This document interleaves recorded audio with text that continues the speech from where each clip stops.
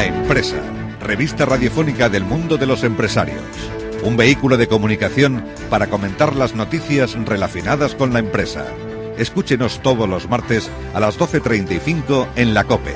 Patrocina Ficols Asesores, calle Pozo Dulce 16 de Ciudad Real.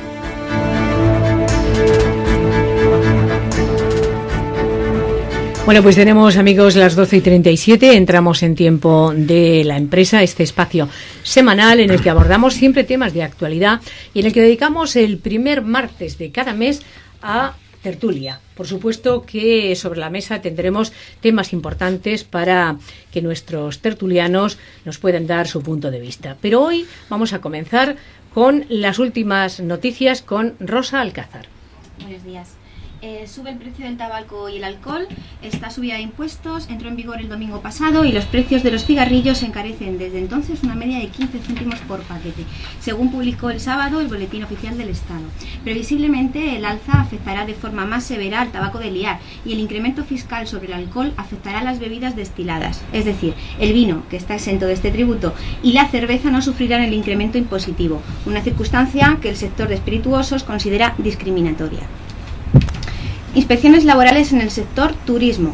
En plena temporada alta de vacaciones, más de 50 empresas hoteleras están siendo investigadas por la inspección laboral por externalizar servicios con empresas ajenas al sector para eludir el convenio colectivo de hostelería y ahorrar en costes laborales. Los investigados son mayormente cadenas pequeñas y hoteles independientes, sobre todo de Baleares, pero también en la Comunidad Valenciana, Canarias y Cataluña. El Gobierno quiere incentivar los planes de pensiones privados. El Ministerio de Economía ha elaborado un informe que contempla la puesta en marcha de 17 iniciativas para aumentar significativamente el número de trabajadores que cuentan con un plan de pensiones privado. La propuesta de reforma que contempla mejoras fiscales, nuevas ventanas de liquidez, fuerte reducción de las comisiones, serán remitidas la próxima semana al Congreso de los Diputados para que se inicie la tramitación de una nueva normativa. Y tenemos un asunto con las preferentes de Bankia. Condenan a devolver 45.000 euros a una pareja de preferentistas que no recibieron folleto informativo. El juzgado de primera instancia de Alcorcón ha condenado a Bankia a devolver 45.000 euros a una pareja de jubilados sin conocimientos financieros a los que vendió participaciones preferentes en 2009 sin ofrecerles toda la información necesaria sobre este producto, incluida la posibilidad de perder todo el capital invertido. La Empresa, resumen de últimas noticias. Bueno, pues ese es el resumen de las últimas noticias. Otras han aparecido precisamente esta misma mañana y las comentaremos en nuestro tiempo de tertulia, en el que contamos con la presencia de Alberto López, que es el director gerente de Ficolsa. Buenos días. Buenos días. Con Jesús Bárcenas. Buenos días. Buenos días. Y con Jesús Algora. Buenos días. Hola, buenos días. Pues muy bienvenidos a los tres, porque hay muchos temas de los que nos gustaría que fuese motivo de tertulia. En semanas anteriores estuvimos hablando de las reformas que hay pendientes, que son varias, pero que de algunas ya se va sabiendo algo, como por ejemplo la reforma fiscal, ¿no? Sí, se va concretando en términos mucho más precisos y fundamentalmente no perdiendo de referencia que la fecha tope que Europa ha planteado para que todas estas reformas, sobre todo la fiscal, esté rematada, es marzo del 2014. Hasta entonces, pues hay todo un planteamiento de modificaciones fiscales que básicamente parten del hecho de que la presión fiscal en España sobre el Producto Interior Bruto pues es del 35,1 frente a la zona euro, que tiene un 45,3.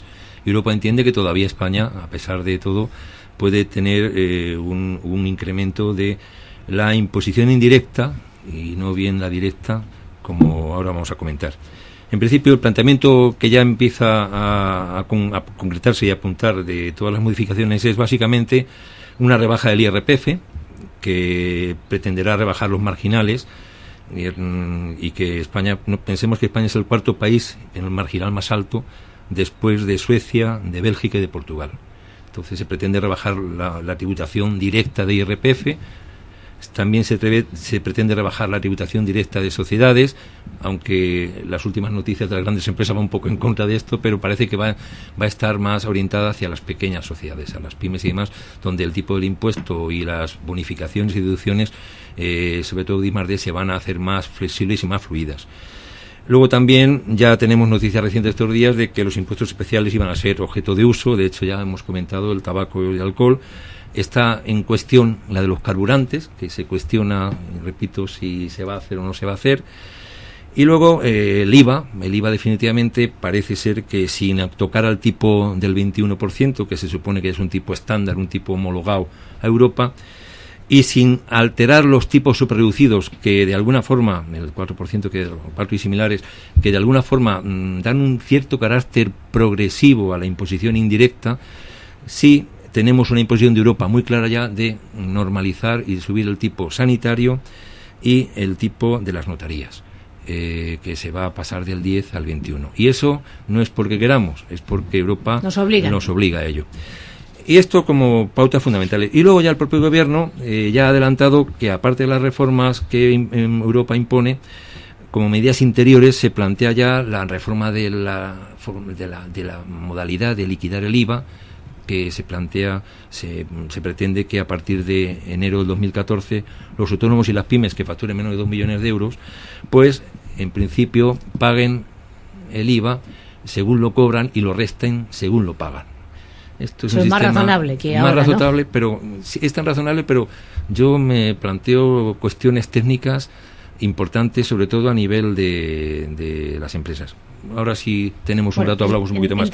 Y luego hay un tema también interesante que me ha llamado mucho la atención y que parece ser que puede ser una forma de actuar muy curiosa sobre el fraude del propio IVA, del afloramiento de economía sumergida.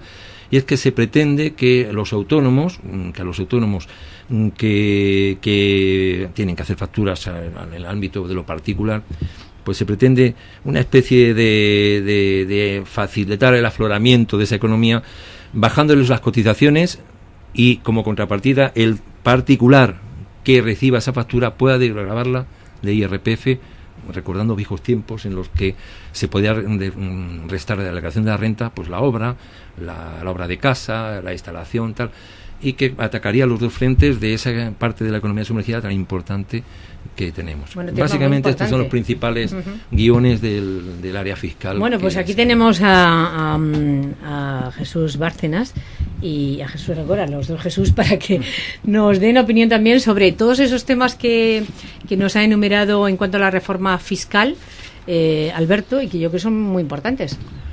Lo que es importante es saber en qué situación se encuentra la empresa. Lo que no se puede vivir es con esta locura de que tú preparas un ejercicio y a mitad del partido te cambian las reglas de juego. Aquí nadie sabe a qué se atiene fiscalmente, para lo bueno o para lo malo. Yo creo que a ver si de una vez se estabiliza esto, de acuerdo que la crisis ha generado una situación de tensión en la tesorería del gobierno, porque al final, no nos engañemos, la mayoría de las veces las reformas fiscales son para recaudar más. No lo dudamos, los ciudadanos cada vez tenemos menos en el quitan bolsillo. De un sitio, ponen de otro, pero al final el resultado es positivo de cara a la hacienda pública. Bien es verdad que yo creo que nadie discute que hay que pagar los gastos de las distintas administraciones, que es donde se nutren los presupuestos del Estado.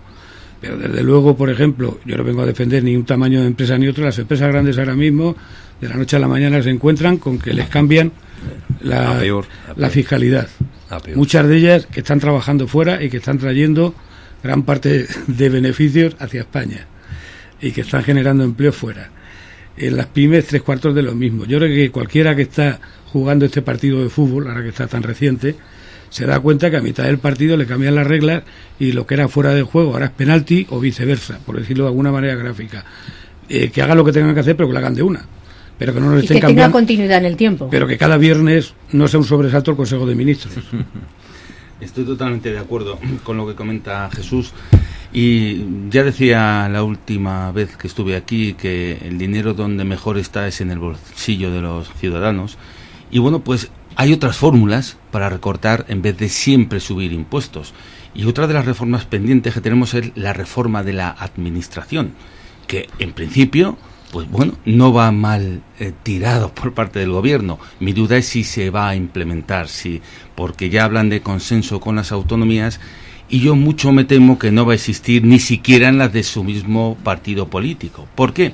Porque nombrarles reforma de administración pública a los políticos es mentarles el mismísimo Satanás. Dicen, va de retro, porque saben que hay un montón de paniaguados colocados, consejeros, etcétera, etcétera. Voy a dar un dato que es significativo. En el año 93, el gasto de personal en las distintas administraciones públicas era, en las autonomías, 17.000 millones de euros. Año 93, hace 20 años. Autonomías, 17.000 millones de euros. En el Estado, 19.250 aproximadamente. Hablo de memoria, pero una cifra muy, muy aproximada. Bueno, pues 20 años después, las autonomías han aumentado ese gasto a 70.000 millones de euros. De 17 a 70.000. Pero lo curioso es que el Estado no ha bajado ese gasto, sino que también lo ha aumentado a 23.500 millones de euros. Se duplican los gastos por parte del Gobierno central y de las autonomías. Efectivamente. Bueno, pues posiblemente con recortes de ese tipo no habría que pagar tantos impuestos. Bueno, está pendiente también lo que va a ser la reforma en la administración local, ¿no? Yo creo que aquí se está diciendo muchas cosas, pero luego los hechos son los que hablan. Por ejemplo, el tema de diputaciones, parecía que había un consenso en que no eran necesarias. Ahora se están defendiendo para que esas diputaciones apoyen los ayuntamientos pequeños. Ya lo hacían. Las han descubierto ahora, después de larga historia. No quiero yo marcar personalmente lo que hay que hacer o dejar de hacer, pero sí hacer una referencia. No podemos seguir con la administración europea, la española, la regional, la diputación, las delegaciones, los ayuntamientos, mancomunidades. Esto es un disparate auténtico. Y si a esto le sumamos que tenemos 18 legislaciones y los que dependemos un poco nuestro trabajo de los boletines oficiales, cambiar de una región a otra es un disparate. O sea, es más fácil salir a trabajar a Europa que moverse por España. O sea, esto es un auténtico... Sí, porque diloquio. Realmente se decía que de esa manera se iba a acercar la administración a los ciudadanos, y me temo que está pasando todo lo contrario, más burocracia, ¿no? Más lentitud. Cada autonomía quiere marcar su terreno, y entonces de esa manera aquí lo que hace falta es una unidad administrativa. Yo creo que hay competencias que tienen que volver al Estado central, que no lo quieren afrontar. El tema es delicado, pero o se hace ahora, pues si empezamos a crecer y a solucionar los problemas económicos va a ser mucho más difícil. Bueno, lo que parece ser que se va a convertir en una realidad, que ya lo está siendo. Yo tengo información de que en algunos países de Europa hay empresas que ya le retienen a sus trabajadores para planes de pensiones una parte del sueldo. Parece ser que en España pueden ir también por ahí las cosas de obligar a las empresas a hacer un plan de pensiones, porque claro, si no, me temo que el día de mañana no vamos a tener jubilación. Sí, aquí ya hemos hablado en distintas ocasiones del serio problema que tenemos en España con las pensiones, y bueno, pues otra de las medidas que va a impulsar el gobierno actual es fomentar los planes de pensiones privados. Son medidas que, ojo, se van a empezar a proponer al Pacto de Toledo desde ahora, y que se piensan implementar en los próximos 3 años, o sea que todavía no hay nada decidido. Una de esas medidas, efectivamente, es semi-obligar, porque no sería obligar, sino semi-obligar a las empresas a hacer planes de pensiones privados. Las grandes empresas serían planes de empleo por parte de la empresa, las pymes serían planes privados, y lo que harían es retenerle efectivamente una parte del salario al trabajador para hacerle ese plan privado. Pero ojo, siempre tiene que constar con el acuerdo del propio trabajador, o sea, no se le puede obligar a hacerlo. Se pretende también dotar de liquidez a los planes de pensiones, que actualmente no tienen, a partir de 10 años de antigüedad. O sea, lo que harían es, a partir del año 11, se podría rescatar lo aportado en el año 1. En el año 12 se podría rescatar lo aportado en el año 2. Esa sería la liquidez de la que piensan dotar. Luego también bajar las comisiones. Eso sí es muy importante, porque las comisiones actualmente en España son un robo, un auténtico robo. Y también se piensan bajar las comisiones que se cobran de planes de pensiones. Pero en fin, todo esto va dirigido a complementar las pensiones públicas, que ya dijimos que los recortes que vienen son muy fuertes. Claro, está pendiente la reforma de las pensiones, que va a ser de lo más inmediato, ¿no? Exacto.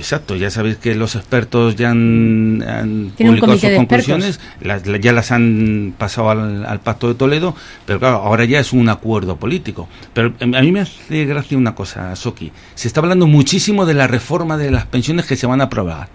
Y no oigo a nadie hablar de la que ya está en vigor desde el día 1 de enero, la que se aprobó con la ley del año 2011, que, ojo, el recorte es superior a lo que se va a aprobar ahora. O sea, de lo que ya entró en vigor, el recorte está en torno al 20%, y lo que va a entrar ahora estará en torno a un 10% más. O sea que realmente es muy curioso, se habla de lo que se va, de lo que viene, cuando lo que ya tenemos es más grave y con un recorte superior a lo que se va a aprobar ahora. Increíble. Yo creo que las empresas no se les debe meter en esta dinámica. Inclusive esto se trasladará a la negociación colectiva y tendremos una complicación más, y más en un país en que los planes de pensiones son ruinosos. No se puede meter un dinero ahí en un pozo negro donde nunca se sabe lo que están haciendo con él y donde no hay beneficio real. 0 y pico, o sea, pero ahora mismo habrá que cambiar mucho esa legislación y obligar a quien lo gestione a que tenga una responsabilidad, porque eso de dejar ahí un dinero muerto, además con la consecuencia de que tienes ahora un ahorro fiscal, que en este momento cualquier trabajador se puede hacer su plan de pensiones. O sea, que no está vetado a un grupo de la sociedad, está abierto a los 40 y tantos millones de ciudadanos, bueno, los que tengan capacidad fiscal en muchos casos. Y que luego también hay una cuestión, lo que no puede ser es que estés haciendo de alguna manera ahí un plan de pensiones para cuando te jubiles y que entonces te espere Hacienda y sabes que gran parte de ese plan otra vez retorna de donde te has compensado, con lo cual es el chocolate del loro. Sí, lo que te dan antes te lo quitan después con creces, ¿no? Claro, sí, pero se van a introducir importantes luego además hay una cuestión a la salida. Si en el tema de pensiones, como en otros muchos de esta sociedad, no se llega a un consenso, pues estaremos cada 4 años, ahora por la crisis, luego porque llega otro gobierno, unos porque además, como hay 9 millones de clientes, a nivel electoral es muy sustancioso ese grupo de gente. Yo creo que esto se requiere, como en otras muchas cosas de este país. Bien es verdad que hace una semana hemos visto que han llegado a un acuerdo para ir a Europa. A ver si ese acuerdo se lo traen a España. Que empiecen aquí, pero ¿no? que se lo traigan para el día a día. En tema de pensiones sí que van más o menos de acuerdo gracias al Pacto de Toledo. Saben que es algo con lo que no se puede jugar. Y fíjate, la reforma anterior la aprobó el gobierno de Zapatero, y esta la va a aprobar el gobierno de Rajoy, y verás que no se están tirando los trastos a la cabeza. Van más o menos en una cierta concordancia, porque saben que es un problema serio que hay que abordar. Nos quedan 6 minutos de espacio y yo no me voy a resistir a hablar de la subida del recibo de la luz que tenemos de nuevo, que es que cada 6 meses nos sube la luz, y esto como consumidores realmente preocupa, ¿no? O sea, nunca va a bajar la luz. ¿Cuáles son las causas? Yo creo que lo hablamos el mes pasado, pero se puede volver... Bueno, rompo yo un poco el fuego. ¿Lo conoces? Por estar más próximo. No, al final lo padezco más como consumidor, porque yo no estoy en la gestión de la distribución, estamos en la parte de los cables. Creo que el recibo eléctrico aquí tiene un componente muy complejo. El ministro de Industria le está costando casi la cabeza el día a día de gestionar con las eléctricas y con las renovables el día a día. Yo creo que no ha habido ningún ministro de Industria que sea feliz con la parte eléctrica. Venimos de lo que hablábamos antes, de que no había un consenso en la parte eléctrica. Un gobierno quitó las nucleares, todavía estamos pagando facturas de algunas nucleares que no se terminaron, la de Lemoniz y otras más por ahí. Otros les ha dado por lo verde, con lo que yo estoy muy de acuerdo, pero a un precio razonable. No puede ser que el kilovatio nuclear esté pagando parte del kilovatio fotovoltaico. Aquí se pintó un mapa que sería tan bueno que medio mundo de inversores vino a España a meter dinero en la fotovoltaica, en el mundo del renovable, pero especialmente en la fotovoltaica, en los parques o huertos solares. Tienen varios nombres. Lo cierto y verdad es que no hay una política clara. Igual que decía con los impuestos, en la empresa, en el domicilio particular de cada uno, el recibo eléctrico es importante. En ciertas empresas el consumo de energía es vital. Llámese las grandes productoras de vehículos o las que tienen frío. O sea, yo creo que es muy largo el etcétera. Entonces la gente tiene que saber cuando empieza un año, como mínimo cuando empieza un año, a qué se va a dedicar. pero no que le esté fluctuando los costes de esa manera tan irresponsable. No puedes controlar. Entonces, aquí lo que falta es un pacto de Estado.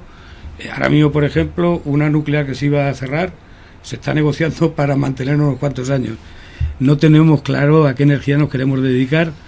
La propia Unión Europea llegó al acuerdo 2020, para el año 2020 el 20% fueran renovables, y sin embargo los productores fuertes, Alemania, Francia y Gran Bretaña, siguen con sus nucleares y construyendo más. Con lo cual lo que no podemos hacer es hacer el primo, pasándonos de verdes, y que los demás se pongan ciegos. Yo creo que al final lo que falta es una política clara y además pactarla, como la educación y como otras muchas cosas, que no se puede estar dando bandazos, y tener los criterios claros. En la cuenta de explotación de las empresas que analizamos habitualmente en el despacho, en unos años tan complejos como estos, pues hay un ejercicio de austeridad importante, pero donde no se consigue la austeridad es en los suministros. Todas las cuentas de explotación que vamos analizando, hay algo que nunca se puede arreglar, y es la parte de suministros, fundamentalmente constituida por luz y combustibles. No hay manera de ajustar ese gasto, no hay manera. Y claro, tiene una incidencia importante en las empresas, según el tipo de empresa que sea, ¿no? Y claro, es un tema de costo fundamental en el día a día. Bueno, pues como vemos, temas muy importantes hoy sobre la mesa en nuestra tertulia. Todos importantes y algunos pendientes de a ver qué es lo que va a pasar. De todas maneras, habéis puesto sobre la mesa lo de los planes de pensiones, las subidas de la luz, que hace falta algún día que este gobierno o quienes nos gobiernan en general se pongan de acuerdo para, si hay que hacer centrales eléctricas porque estamos comprando la energía eléctrica fuera para que los ciudadanos podamos seguir consumiendo la luz, tendrán que llegar a un acuerdo, ¿no? Hoy porque estamos arrastrando, creo que son 25 o 26 mil millones de euros de la deuda eléctrica que empezó en el año 96 y que lejos de amortiguarse se va agrandando. Se aumenta. El déficit de tarifa es que además, si la compañía eléctrica se queja de que no gana dinero, el consumidor la paga más cara y encima seguimos aumentando la deuda, alguna explicación tiene que haber. ¿Dónde están los técnicos y los expertos, no? Digo yo que no será tan difícil llegar a otras conclusiones, pero la deuda sigue subiendo, las compañías dicen que les cuesta producir, será verdad. Pero bueno, pues ahí están esos temas pendientes de ver lo que va a pasar en el futuro y que hemos puesto en nuestra tertulia, gracias a nuestros tertulianos Jesús Algora, Jesús Bárcenas y Alberto López por estar con nosotros. Buenos días. Buenos días. Buenos días. Llegan las noticias de la 1.